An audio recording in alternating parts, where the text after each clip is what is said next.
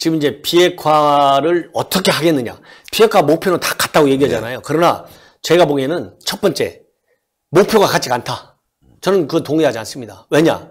우리가 얘기하는 것은, 우리가 또 생각하는 것은 네. 북한 너희들 핵 좀 없애라. 우리는 핵이 없다. 우리는 핵이 없잖아요, 실제로. 그렇죠. 예, 이미 90년대, 92년도에 다 철수해버렸거든요. 그렇죠. 실제로 없습니다. 없습니다. 하나도 없어요. 네. 우리는 남북 비핵화 공동 합의에 따라서 그 비핵화 공동 합의를 이행했어요. 없어요. 근데 북한은 가지고 있거든요. 그러나 우리는 그렇게 인식하지만 북한은 이렇게 인식 안 해요. 한국에도 핵 위협이 있다 이렇게 봐요. 한국 땅에 없다는 건 북한도 알아요. 그러나 미군이 가지고 있는 핵을 한국이 가지고 있는 핵하고 똑같이 봐요, 북한은. 그래서 그거를 핵 위협이라고 이제 김정은이 표현을 합니다. 그래서 북한의 핵 비핵화, 즉 북핵 비핵화라고 보지 않고 조선반도의 비핵화라고 봐요. 왜? 미국이 한미 연합 훈련할 때 북한이 자기네가 핵실험 해대고 미사일 발사해야 되니까 한미 연합 방위 차원에서 군사 훈련을 통해서 너희들이 한반도에서의 평화를 깨면 이렇게 응징을 받을 수 있다라고 보여줘야 되잖아요. 네. 그렇기 때문에 훈련을 하는데 그런 훈련을 때 쓰는 북한의 핵을, 미국의 핵을 북한 입장에서는 그것도 하지 말라는 거예요. 그래서 우리는 북한 핵만 없애자는 거에 비해서 북한은 조선반도에서 미군이 훈련할 때 갖고 오는 핵 위협도 하지 말라. 이렇게 개념이 완전히 다릅니다. 그래서 이런 개념이 다르다는 것에서부터 우리가 출발해야 되고. 그렇죠. 그러다 보니까 지금 정상회담을 무려 3번이나 했어요. 네, 3번. 그러면 분단이 우리가 정상회담 딱 2번 했습니다. 그런데 3번. 1년 만에. 1년 만에 3번 했어요. 예. 금년도 4월부터 예. 지금까지 3번 했어요. 그러면 비핵화가 굉장히 중요하고 시간이 걸리는 문제이기 때문에 3번 아니라 30번 했어도 중요하고 필요합니다. 그러면 이제 결과가 나와야 돼요. 그렇죠. 결과가 한꺼번에 나오기는 어렵지만 조금씩 나와야 돼요. 또 미북 간에는 역사상 처음 미국이 독립 이래 처음 했어요. 북한과 정상회담을. 북한도 마찬가지고. 그렇죠. 그러면은 이 엄청난 비핵화 문제에서 한 걸음을 일단 보여줘야 돼요. 그런데 지금까지 보여준 게 없어요. 없죠. 변죽만 올려준 거예요. 그러다 보니까 지금 말씀하신 대로 한국과 미국, 북한, 중국 이 사이에 지금 어떤 모양으로 가느냐. 아까 말씀드린 대로 한미 공조에 의한 대북 압박, 대북 공조 전략 이렇게 가야 되는데 이게 틀어지기 시작했어요. 틀어지기 시작하면서 내면적으로 그동안에 많이 나왔지만 공개적으로 공공연하게 과감하게 표출된 것이 강경화 장관이 WP 기자회견, 또 이번에 5.24 제재조치 해제 이런 걸로 해서 한미 공조의 틈이 지나치게 너무 벌어지는 거 아니냐. 왜? 이미 미국이 우리 지난번에 개성공단에 우리 공동연락사무소 설치하는 것도 너무 빠르다. 그리고 미국이 여러 차례에 걸쳐서 남북관계의 개선은 반드시 비핵화와 속도를 맞춰야 된다. 이거를 여러 번 얘기했어요. 이거 미국이 볼 때는 잘 이게 통하지 않은 걸로 보는 거예요. 지금 그래서 앵커분께서 말씀하신 대로 한반도 경제 지도, 또 철도 도로, 무슨 경제 특구 개발, 관광 공동 여러 가지 구상을 내놨는데 그건 어쨌든지 간에 도면의 하나의 제안 이런 그렇죠. 걸로만 이렇게 벗고 정상회담에서 그 정도까지는 그냥 좀 넘어가자. 미국에서 그렇게 생각한 것 같아요. 그런데 그 단계를 자꾸 뛰어넘으려고 그러니까 이제는 브레이크가 좀 필요하다. 공개적으로. 이래서 트럼프 대통령, 폼페이오 이렇게 얘기가 나온 것 같습니다. 예, 폼페이오 장관도 강경화 외무부 장관한테 가지고 욕설 가까운 항의를 했다고 하는데요. 군사합의서 부분과 관련해서도 그렇고요. 지금 말하는 비핵화 관련된 여러 가지 지금 너무 삐걱대고 이제 충돌하는 분위기 속에서 트럼프 대통령의 일침이 가해진 것이고, 그런데 중요한 건 지금 이것이 강경화 장관 단독적인 잘못이라고 한다면 저 사람 갈아야 돼 이렇게 얘기할 수 있겠지만 이 발언이 국감장에서 우연의 일치인지 아니면 의도된 건지 모르겠지만 이해찬 입에서 나왔거든요. 또 5.24 조치 해제도 이게 좀 굉장히 아주 분위기가 말이죠. 을씨년스럽다고 그럴까요? 예, 추워져요. 이해찬이 뒤에서 뭔가 계속 공작을 하고 있고 북한에 가서는 국가보안법 폐지 얘기하고 막 보고하듯이 얘기하고 강경화 장관에게는 또 야 빨리 해제해 이렇게 얘기하니까 이게 민주당 입장, 청와대 입장, 그러니까 그 여권의 입장이 5.24 조치 해제, 북한의 비핵화에 대한 노력 없이 지원 퍼주기 이게 들어간 것이 아니냐 이런 의심을 하는 분들, 아니 의심이라기보다는 그런 확신을 가진 분들이 많아지고 있습니다.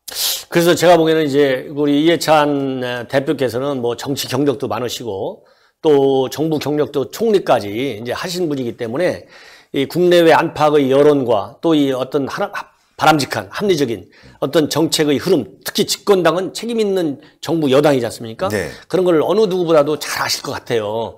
그런데도 불구하고 국감장에서 오이사 제재 해제 조치를 이제 질의함으로써 이렇게 말하자면 사단이 벌어진 건데, 그래서 질의를 할 적에는 이제 물론 이제 뭐 독립적으로 본인께서 대표니까 많은 뭐 특별한 장애물 없이 질문도 할 수 있겠지만, 오이사 조치의 특징 중에 하나는 뭐냐면은 이게 남남 갈등에 가장 불을 지를 수 있는 주제 중에 또 하나예요. 예. 예. 이거는 이미 다 예상된 거 아닙니까? 왜냐하면은 오이사 제재 조치가 그냥 북한이 미워서 한 게 아닙니다.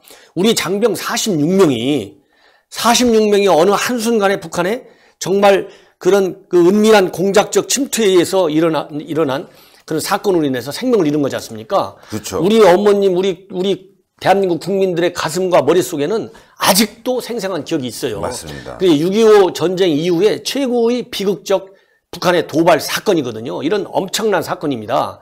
그렇기 때문에 이런 엄청난 사건서부터 쭉 시작된 제재 조치이기 때문에 이게 엄청난, 말하자면 잘못 다루면은 이 후폭풍이 일어날 수 있다. 이거를 충분히 알 수 있기 때문에 질문 자체도 좀 더 신중하게 했으면 더 좋았지 않겠느냐. 왜냐하면 이미 평양에서 의도가 어떻든지 간에 국법법을 뭐 평화체제가 마련되면 하자. 지금 평화체제가 1년이 걸지 10년이 걸지 20년이 걸지 모르거든요. 그러니까요. 트럼프도 본래 뭐 6개월 후에 하나 1년 안에 임기 내연에 하자했다가 나 시간 게임 안 하겠다. 그 얘기는 그만큼 이게 어렵다는 얘기인데 지금 엄청나게 갈 길이 멀다. 롱홀 이렇게 돼 있거든요. 그런데 지금 뭐 국법법 이런 얘기 할 때가 아니에요. 그래서 이미 오해를 받았어요. 이렇게 오해를 받은 상태에서 또다시 오이사 제재 조치를 해제할 수 있느냐. 그리고 더 중요한 것은 오이사 제재 조치를 해제하는 권한이 외교부 장관의 권한이 아닙니다. 그렇죠. 이게 질의를 하려면은 그 해제 조치를 가진 주무 장관 아니면 총리한테 질문해야죠. 총리. 그렇죠. 그렇잖아요. 대정부 질문할 때 총리한테. 예. 그리고 집권당 대표가 대정부 질의할 기회가 없으면 대표니까 국회의원들 질문할 때 있지 않습니까? 그 오이사 제재 해제할 수 있는지 한번 물어봐. 아니면 사전에 정부 여당이니까 예? 아니, 미리 물어볼 수도 있잖아요. 내가 한번 물으려고 하는데 정부 입장이 어떻게 되나 사전에 물을 수 있잖아요. 왜? 그 후폭풍이 예상되기 때문에 이런 신중성이 결여되어 있는 측면에서는 좀 아쉽다. 왜? 남북 정상회담 또 남북 간의 비핵화 또 관계 개선 또 미북 간의 여러 가지 모든 측면에서 봤을 때 모든 민감한 이슈는 정말 조심스럽게 다뤄야 되거든요. 그런 점에서 많은 아쉬움이 있습니다. 정말 말씀하신 대로 진짜 당사자도 아닌데 거기다 오이사 조치를 질문하면서 또 그런 발언까지 이끌어낸 거 보면 이해찬의 고의적인 의도가 보이고 있습니다. 오이사 조치 해제시키고 국가보안법 폐지시키고 진짜 그야말로 민족공조해서 연방제 가자 뭐 이런 아주 그냥 확실한 의지가 보이는데 이게 지금 많은 국민들에게 불안감을 주고 있죠. 그러니까 결국 지금 민주당이 이해찬 체제로 접어들면서 오히려 확실하게 좌로 경도되고 친북적 사고로 바뀌고 있다. 이걸 보여주는 것 같습니다. 그러니까 이제 뭐 어쨌든지 간에 흔히 우리 국민들은 보수당 하면 북한을 견제만 하는 북한하고 말도 안 하려고 하는 이렇게 이제 개념이 돼 있고 또 우리 민주당 하면 북한하고 대화하려고 하는 또 지원해 주려고 하는 이렇게 좀 극단에 가까운 사고로 대립돼 있어요. 그렇기 때문에 생각에 따라서 달리 해석될 수 있지만 어쨌든지 간에 북한을 도와주고 지원해주고 대화를 하는 까지 좋은데 대한민국의 국권, 대한민국의 국채, 또 대한민국 국민의 여론, 또 한미 관계, 또 국제적인 여론, 이 외교라고 하는 것은 북한과는 그렇죠. 외교 관계가 아니잖아요. 국가 관계가 아니라 특수 관계거든요. 네. 특수한 남북 관계예요. 이 큰 틀에서 특히 남북 관계는 일반적인 국제 관계의 룰에서 볼 게 아니라 남북 관계의 특수, 그건 남북 관계 기본법에 다 나와 있어요. 특수성을 고려해서 그렇죠. 지원도 하고 대화도 해야 돼요. 이런 것이 굉장히 약하다 보니까 많은 오해를 받고 그러다 보니까 아까 말씀드린 남남 갈등, 남남 이완, 분열 이거 바로 북한이 노리는 거거든요. 그렇죠. 그런데 제가 보기에는 상당한 문제점이 있다. 저는 그런 생각.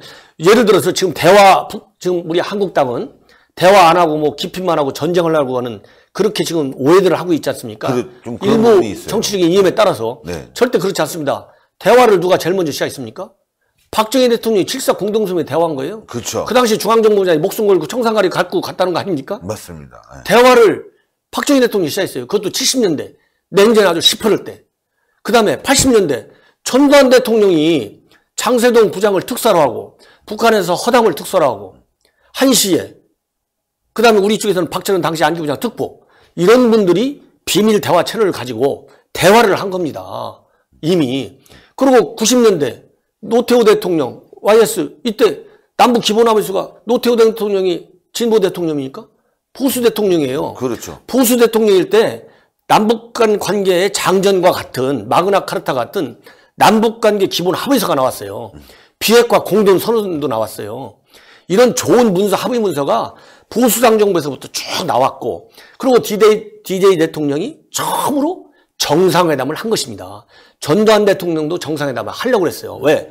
88 올림픽을 성공적으로 치르기 위해서. 네. 그래서 그 당시 장세동 부장하고 허담 북한의 특사 노동당 비서가 비선 채널을 가지고 정상회담을 몇 년간을 연구를 한 거예요. 실제로 대화를 한 겁니다. 협상을. 안 이루어졌지만. 그래서 정상회담이라고 하는 것은 민주당 정부가 정말 역사적인 평가를 받겠다는 그런 계산으로 했어요. 잘한 측면도 물론 있어요. 그러나 비핵화라고 하는 한 문제만 두고 본다면 결과와 달리 핵 무장국가가 됐기 때문에 그렇죠. 그때는 핵 막 이제 조악스러운 그런 아주 조잡한 핵무기 정도밖에 안 됐는데 지금은 완벽한 핵무장 국가가 됐잖아요. 맞습니다. 이런 점 때문에 말하자면 정상회담도 많이 빛을 발한 그런 측면도 있는데 지금 남북한 관계는 어느 특정 정당이 독점하는 식으로 해가지고 보수당은 대화도 기피하고 전쟁을 좋아하고 진보당은 대화를 좋아하고 전쟁을 기피해서 평화를 오는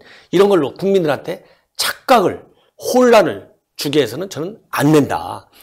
우리 대한민국 국민으로서 통일을 지향하잖아요. 그렇기 때문에 남북관계는 초당적인 지지 속에 온 국민의 지지 속에 일관성 있는 정책으로 나가도록 여야가 공조를 정말 잘해야 된다. 이런 거를 강조하고 싶습니다. 맞습니다.